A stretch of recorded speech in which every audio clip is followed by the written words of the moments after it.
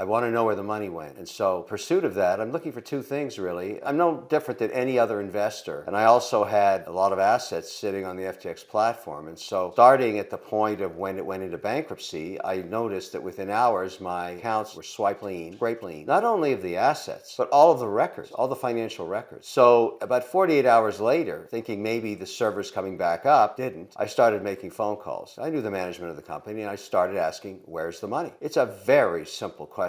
And that road has led to the, what happened on the Hill yesterday. There's a lot of people looking for the money. But I was able to call up Sam Bankman-Fried and say, okay, I'd really like to know where the money is, please, Sam. And he said he had no idea anymore because he had been forbidden from accessing the services anymore. Servers, anything. In this telling interview, Kevin O'Leary is trying to redirect the blame of the FTX crash from Sam Bankman-Fried to CZ, while Kevin O'Leary was paid $15 million to be a paid spokesman for FTX. He made some interesting points about CZ's sly actions that need to be considered. Kevin believes that CZ wanted to collapse FTX, which is why he announced to the world that he sold all of his $2.1 billion worth of shares when he knew FTX were experiencing financial difficulties. Additionally, Kevin mentions that CZ refused to disclose essential information to regulators that could have given FTX emergency funds to save them, but CZ refused, indicating that he may have something to hide. However, it could be said that CZ sold his shares of FTX because he did not believe that FTX would survive much longer, but let us know in the comments who you think is to blame. Anyway, let's hear what Kevin has to say. So I said, okay, let's go back 24 months, let's go back and see where the money went. Give me an idea of where the large amounts of money were. You can remember, you may not have access, and that's when I, found out, and this revelation, if you want to call it that he had spent, at that time he said somewhere between $2 and $3 billion buying back his stock from Binance. Now, that's either a fact or it isn't. And just a few minutes ago, CZ confirmed it on another network. The number was $2.1 billion. Now, my problem with that is there are two large shareholders in that company. CZ owned 20%, and Sam Bankman-Fried owned more, obviously. He was the founder. So are those not related parties? And were other shareholders offered the same terms? I mean, these are questions that are going to be raised. It doesn't matter whether, you like this line of questioning, you don't. It's kind of irrelevant. These are facts. All of these records are going to come to the light at some point. So I also asked Sam Bankman-Fried, okay, let me get this right, because I didn't want to hear about the small chunks. I wanted the large amounts of money. And when you start talking about 2 to 3 billion, those are large amounts. And so I asked him, what would compel you to spend that much of your resources and your assets and your liquidity? Why would you do that? Right. He said, I had no choice because every jurisdiction I went to, I was refused a license because of the ownership of CZ and or Binance. Because for whatever reason, CZ would not comply with the requests of the regulators, according to Sam Bankman-Fried. That's what he told me. And that frustrated FTX because they couldn't get licensed anywhere in any geography they went. For whatever reason, either Binance couldn't or wouldn't disclose the information the regulators wanted. And that forced the hand. Now, was that an orchestrated idea on Binance? I don't know. Was he being uncooperative for a reason? Had these frenemies fallen out of love with each other and they went to war? That's what it looks like to me. That was my observation yesterday on the Hill. It looks like war. The two global unregulated platforms are going at each other, and one won the war. That's it. And it looks like now there's only one unregulated global monopoly. That's all I'm saying. And,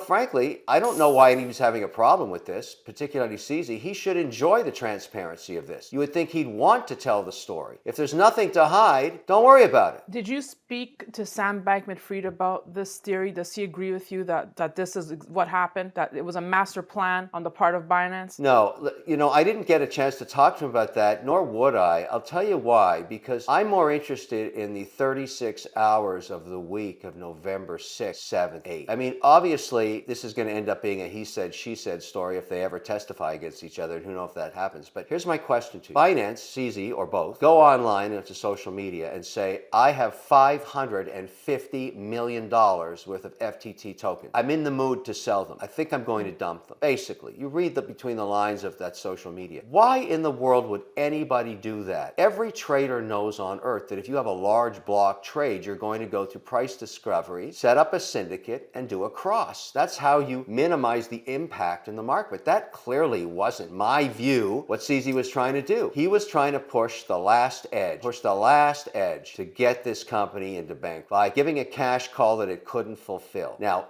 there's other reasons, all these alleged transfers of capital between Alameda and FTX, but what really killed the company was the $550 million cash call. And so when Senator Toomey asked me, remember you're under oath there, what do you think happened? How did it go into bankruptcy? That's what I think. Now, let the records determine otherwise. I mean, this thing is going to get every flashlight of transparency shone on it over the next year. We'll find out what happened, including I've applied to go on the credit committee. I want to help in this situation. I want to find out where the money went. Then I'm going to go get it back, including the $2.1 billion in that transfer. 6 days ago, CZ had also tweeted this, taking a jab at you, Kevin.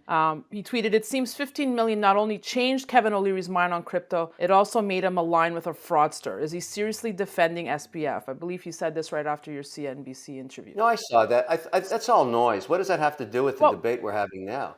I guess the feedback that I'm getting, where people knew you were coming on today, and they felt that the Binance angle was being used as a deflection, changing the narrative in mainstream media. You were trending on Twitter to take the spotlight off of SBF and now use Binance as a scapegoat.